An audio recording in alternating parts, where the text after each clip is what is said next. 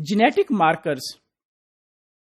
Any phenotypic difference controlled by genes that can be used for studying the recombination processes or selection of a more or less closely associated target genes.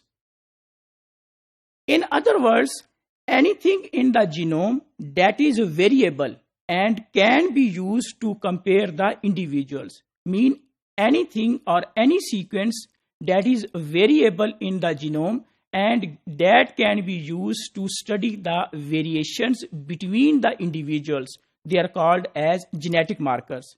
So the detectable allelic variation on the chromosome can be phenotype or it can be unique DNA sequence. Genetic markers, they are of two types. They can be in the form of morphological markers and they can be in the form of molecular markers. Molecular markers, they are of two types. They can be protein markers and they can be DNA markers. Here is the example of morphological markers. Morphological markers can be phenotypic markers. They can be naked eye markers.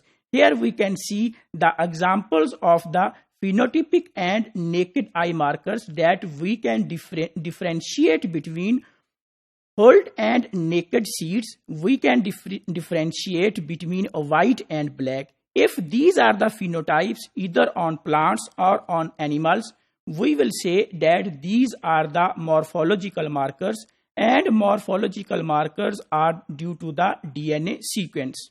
The second type of the markers, they can be molecular markers. There are two types of the molecular markers. They can be protein markers and they can be DNA markers. So what are molecular markers? A readily detectable sequence of protein or DNA that are closely linked to a gene locus and morphological or other characteristics of the plants or animals. So they are called as molecular markers.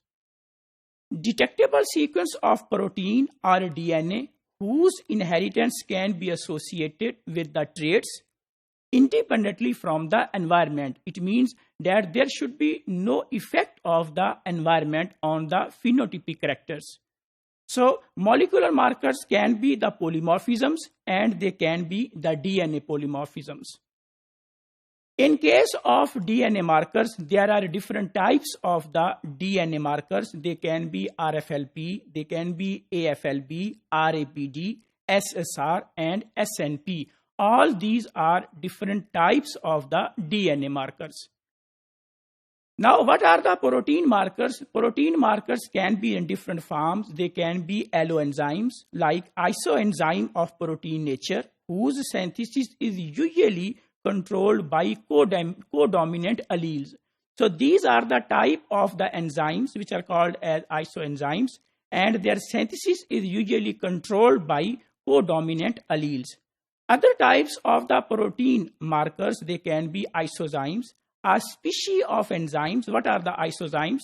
A species of enzyme that exist in two or more structural forms. So these type of the enzymes, they exist in two or more structural types, which can easily identified by their activities.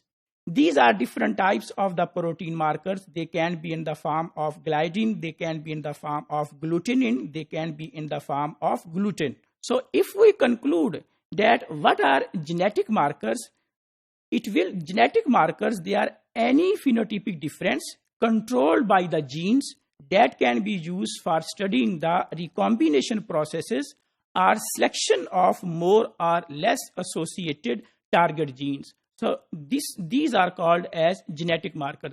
Genetic markers can be of two types. They can be morphological markers, they can be molecular markers. And again, the molecular markers are of two types. They can be the protein markers and they can be the DNA markers.